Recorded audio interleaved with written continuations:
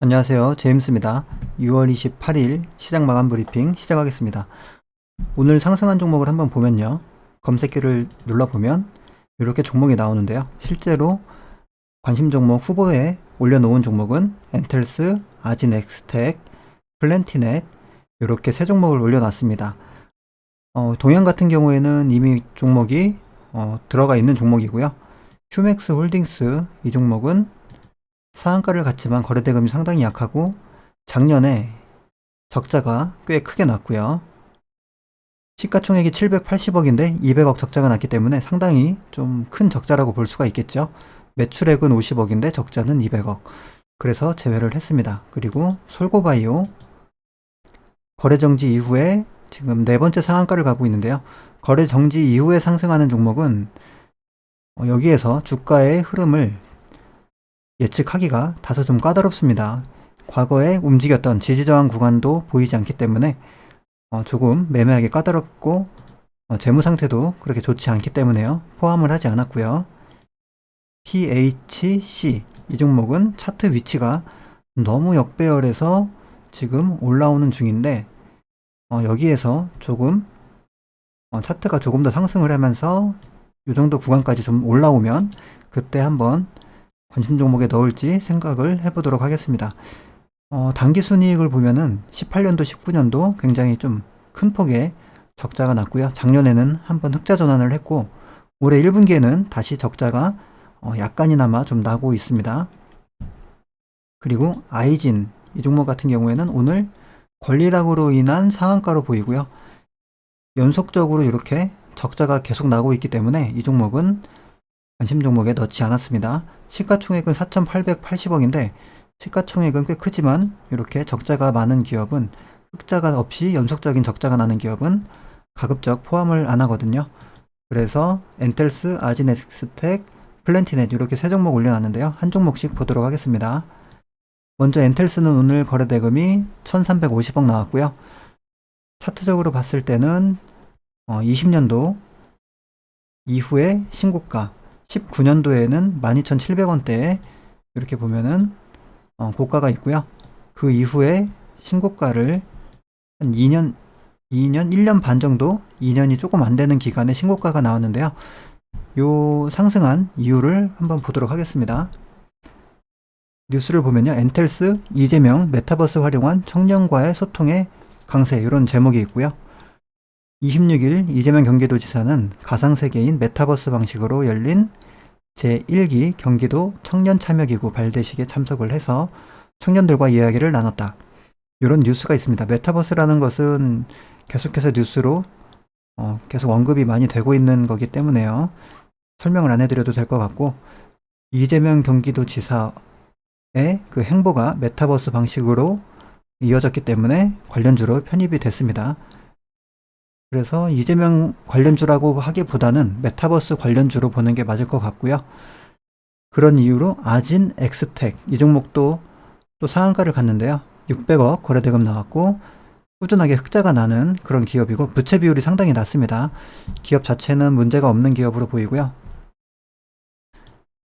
아진 엑스텍 이 종목도 뉴스를 보면은 메타버스 활용 XR 글라스 국산화 분석의 급등 이렇게 나오고요.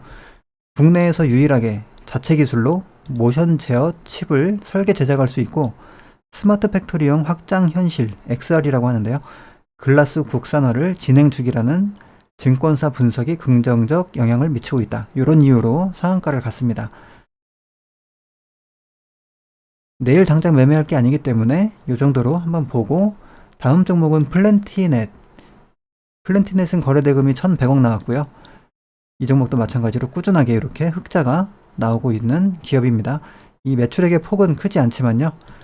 재료로 움직이는 종목이기 때문에 매출액이나 이런 재무제표상은 크게 적자가 없거나 재무제표상 위험이 그렇게 크지 않으면 적자 폭이 크지 않으면 이렇게 매매 대상 종목에 올려놓고 있는데요.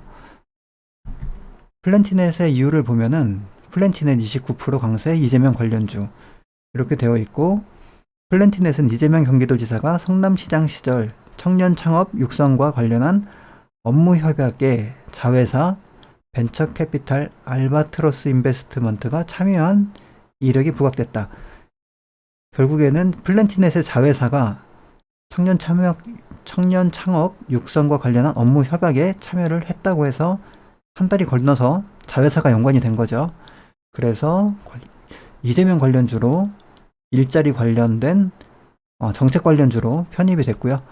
거래 대금이 괜찮고 지금 주가의 위치는 조금 높아지고 있는데요. 이 이후에 거래 대금이 괜찮게 유지가 된다거나 좀 좋은 흐름으로 상승이 이어진다면은 매매를 해볼 만할 것 같습니다. 그래서 이렇게 세 종목, 관심 종목, 후보 종목에 올려놨고요. 눌림 종목을 보면요. 오늘 신진 SM 조금 눌림이 오고 있는데요. 절반 라인에 가까워지고 있습니다. 여기가 0.5 라인이 되겠는데요. 그런데 재료 자체를 보면은 박용진 관련주이고 본사가 박용진, 고향인 전북 장수군에 있다는 이유로 상승을 했었는데요. 박용진 후보 관련해서는 박용진 대선 후보죠. 후보라고 하긴 아직 그렇고 대선 선언을 한 박용진 의원 같은 경우에 아직까지 지지율이라던가 어떤 그 인지도, 어떤 임팩트 부분에서는 조금 많이 약하죠. 그래서 여기에서는 조금 더 내려갈 수도 있는 여지가 있죠. 그리고 반등이 좀 약할 수도 있고요. 그런 부분을 감안을 해야 되고, 단지 대선 테마, 가장 핫한 테마에 편입이 되었다는 그런 부분이 있기 때문에 한 번은 관심을 가져볼 만은 하다, 이런 생각을 가져서 지금 올려놨고요. 그리고 KGTS 실적이 이때 당시 상한가를 갈 때 굉장히 미친 듯한 이런 1년 영업이익이 100억대가 나오던 종목인데 한 분기만 578억 이렇게 나왔고, 지금 이게 예상치긴 한데요. 2분기에도 한 600억대 이렇게 예상을 하고 있는 듯 합니다. 요거는 나와 봐야지 할 것 같고요. 이렇게 이어졌을 때 매출이 1,500억 나오던 게 2조 9천억, 거의 20배가 늘었죠.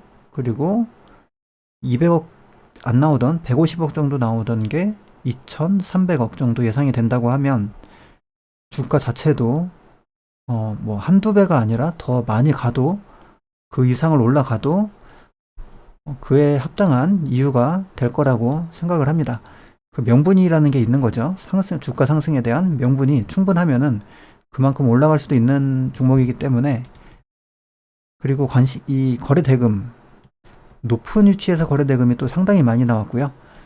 추세가 쭉 상승하는 이 상승 각도가 상당히 가파른 종목이기 때문에 이렇게 봤을 때 이 절반 부근은 16,000원 언저리가 되는데요.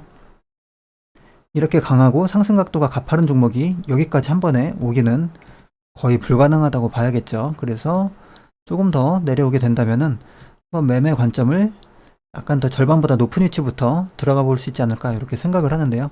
아마도 쉽게 크게 이격을 주기는 쉽지 않을 거라고 생각을 합니다. 그만큼 추세가 강한 종목이고 이 상승에 대한 충분한 명분이 있기 때문에 중간에 어느 정도 하락이 나오면은 되돌림 반등을 줄 거라고 생각을 하고요.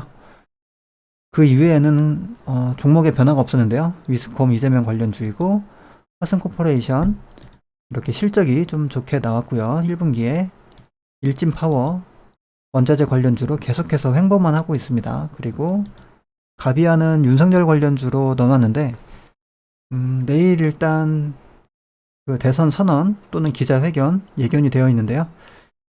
과연 어떠한 언급을 할지, 지금 나오고 있는 의혹들에 대해서, 그리고 앞으로 정치적인 행보에 대해서 어떤 발언을 하느냐에 따라서 주가의 변동성이, 윤석열 관련주들의 좀 주가의 변동성이 크게 나올 수도 있는 그런 상황일 것 같은데요. 가비아를 올려놓은 이유는 이렇게 보면은 윤석열 관련해서 상승한 시기가 요만큼입니다. 그렇기 때문에 윤석열 관련해서 악재가 나오더라도 이 정도 구간에서는 지지가 나올 수 있다고 생각이 되기 때문에요. 일단은 리스크 차원에서 리스크가 크지 않은 종목이라고 생각이 되어서 이 종목을 올려놨고요. 다른 종목들도 쭉 있긴 한데 대체로 아직까지 뭐 중간에 내려오다가 반등을 했거나 눌림 자리에서 아직까지 거리가 먼 종목들, 관찰만 아직 하고 있고요. 관심 종목 자체는 이 정도로 지금 보고 있습니다. 이번 달에는 눌림 매매가 그렇게 많지 않았던, 이렇게 시장이 쭉 상승했던 시기였던 것 같고요. 이 지수를 한번 보면은 상승이, 눌림이 오지 않고 상승한 시기를 보면요, 이렇게 보면 대략 33거래일, 한 달 반 정도 되죠. 그 이후에 조정이 왔고요. 여기로부터 보자면은 요 정도부터 이렇게 찍어 보면은 40일, 약 2달 정도까지도, 2달 한 반 정도까지도 길게 봤을 때는 눌림이 오지 않은 그런 시기도 있었습니다. 그리고 지금 현재 상태에서는 요 정도부터 보면 대략 한 달 조금 넘어가고 있는 시점인데요. 이 변동성 없는 이런 상승 장세가 조금 더 이어질 수도 있을 거라고 생각이 되고요. 지금 RSI 지표상으로는 과열권에 들어갔지만 이 상태에서 횡보를 하면은 RSI 지표는 다시 이렇게 아마 내려오게 되겠죠. 그렇기 때문에 뭐 지수의 조정 같은 것은 예상하기는 조금 어렵고, 앞으로 변동성이 나올 수도 있지만 이렇게 변동이 작은 횡보 장세가 조금 더 이어질 수 있다, 이렇게 지금 생각을 하고 있습니다. 환율도 조금 내려가고 있기 때문에 지수에 대해서는 크게 리스크가 아직까지는 없는 것 같습니다. 오늘 관심 종목 영상은 여기서 간단하게 마치도록 하겠습니다. 감사합니다.